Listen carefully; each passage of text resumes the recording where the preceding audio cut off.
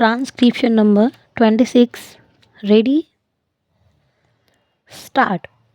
Mr. Vice Chairman, I would now like to make a few observations on the Ministry of Education. Education is basic to any national regeneration. It is true that it does not bring any return as our other projects do, as for instance the still projects or the irrigation projects do. But this is the investment that is designed to help building up of the human material.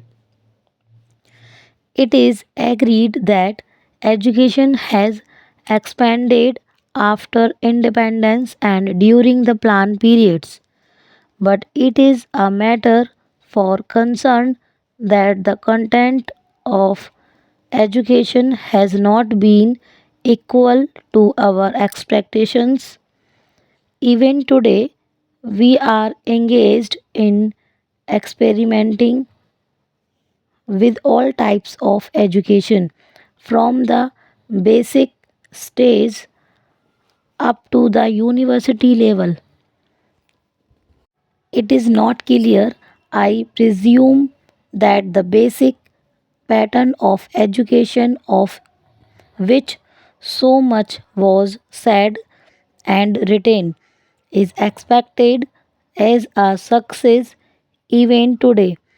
Where do we stand with regard to the basic pattern? It seems to be the position that all arguments are in favor of that type of education, but all proof is against the success of such a type of education. Where does the government stand with regard to this type of education? We swore by the basic type of education become because it was discovered by the father of the nation. But if it has been a failure, why should not the government say that that is the position? Then again, take secondary education and also collegiate education. 3 years ago, it was said that all universities should have 3 year degree courses, and some universities which were reluctant to accept this reform were more or less compelled to do so, and they expected it. Now, certain universities find that this scheme is not working satisfactorily and they feel that they should have a 2 year course in the college before students could enter the degree course. I mention this to show that this eternal tinkering with education should stop and it should not go on like this. This uncertainty is not only with regard to the main objective of education, the main structure, the main objective of education from the primary to the collegiate level, but also with regard to the courses of studies and also with regard to the language or medium of instruction. Mr. Chairman, up to the secondary stage, it has been accepted that the medium of instruction should be the regional language. The National Integration Council, however, stated that if universities are to exchange professors, if they have to develop freely, then there should be the common medium of instruction, namely English and Hindi. Now, at the latest National Integration Council meeting, we are told that the medium of instruction in the colleges should also be the regional language ultimately, and if that comes to pass, I ask, how will national integration be achieved?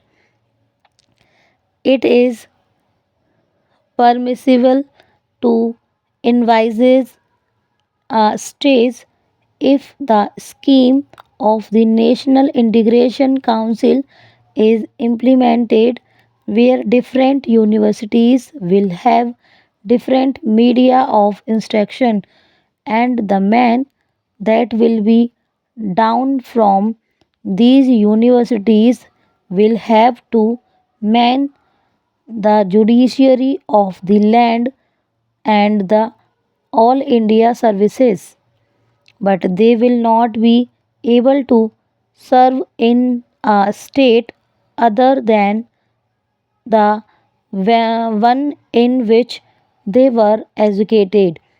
How can integration be achieved? We are working at cross purposes. Para. It is time that a high power body was appointed to hammer out a national scheme of education having integration as the basic aim and to implement it systematically.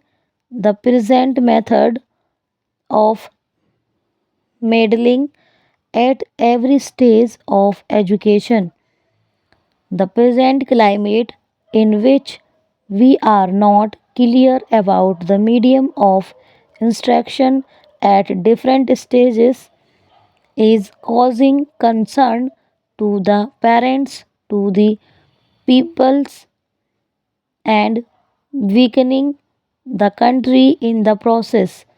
This is a major problem at this stage of the development of the country. Para. Then, Mr. Vice Chairman, I would pass on to the Ministry of Transport and Communications. According to this ministry, we are to build a system of national highways, provincial or state highways, and integrated system of communications from the village upward, but the central government is concerned with the construction of national concerned with the construction of national highways. It is good to have a fine system of national highways. It also serves as a physical link for integrating the nation. It is good, but this planning to of construction of national highways without regard to the development of railways and the development in industries in the regions in which of highways are proposed to be constructed will be something beyond our means at the present moment. Assuming that we have a network of national highways, are they to be put to immediate use? They are they good investments unless you have industries, small, big, or medium, coming along the highways unless they assure you a fair return for the investment. It is not desirable to have a system of highways for the sake of mere transport of passengers. In other words, we should have a scheme of priorities for the national highways so that they can be looked after. Stop. ये थे आपके 840 words